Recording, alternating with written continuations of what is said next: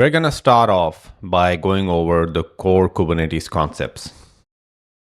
Before we go further, I want to acknowledge the sources that I used to prepare the content for this video series. The first one is the Kubernetes book by Nigel Poulton, a very nice book. And then the other, of course, is the official Kubernetes documentation.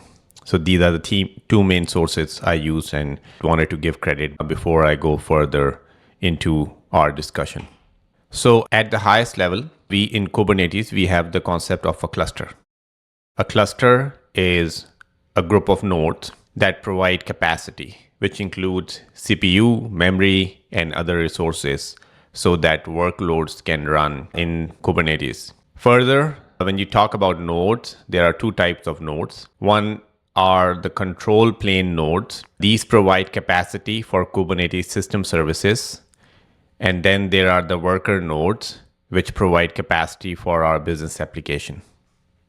Here we are representing Kubernetes at a very high level. We are representing the Kubernetes cluster, which is what we have covered so far, which is that it's a group of nodes, and the nodes could be either control plane nodes or the worker nodes.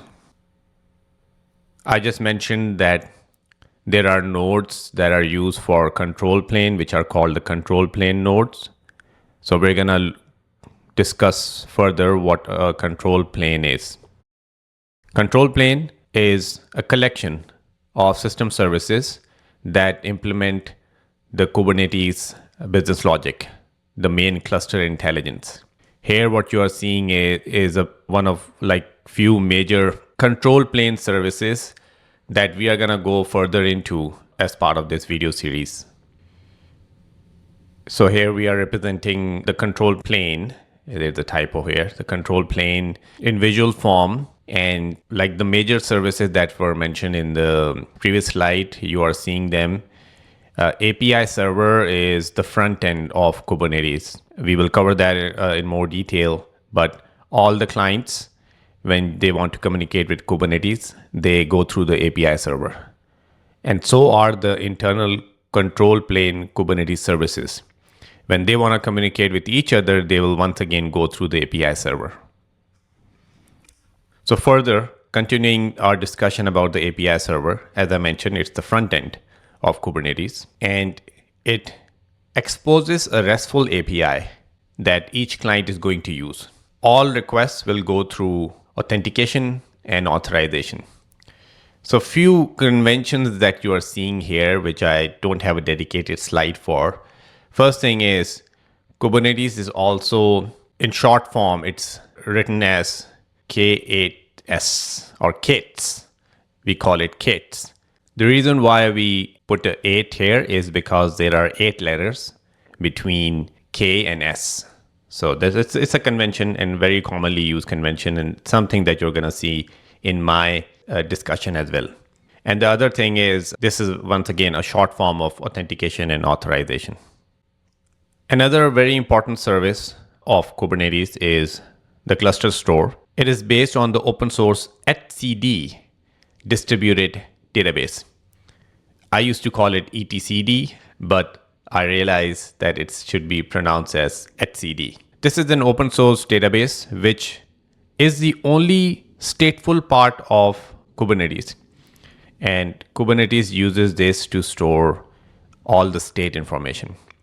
You will also see, and we will cover that in our discussion, is this term being used very frequently, the desired state.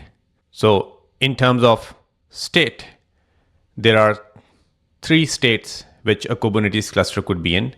One is the desired state, the other is the observed state, and the other is reconciliation.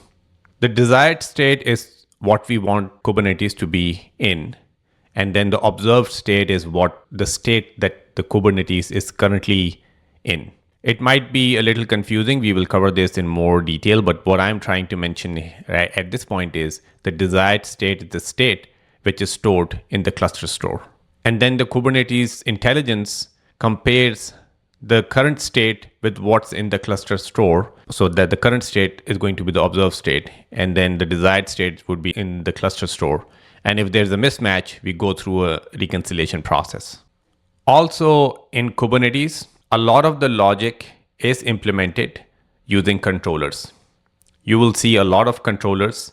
The most common controllers are the ones listed here, something called a deployment controller, which controls the deployments, and these other two controllers as well. All controllers run as background processes. They run a loop. And as I was mentioning in the previous slide, is they observe the state of the objects they are managing with the desired state, which is in the cluster store. And if there's a mismatch, they go through, that triggers a reconciliation process. So this is the core logic a lot of the Kubernetes is built on. Simple, but very powerful. Among the controllers, there is also a controller called the control manager. It is called the controller of controllers as well, because it is responsible for managing other controllers.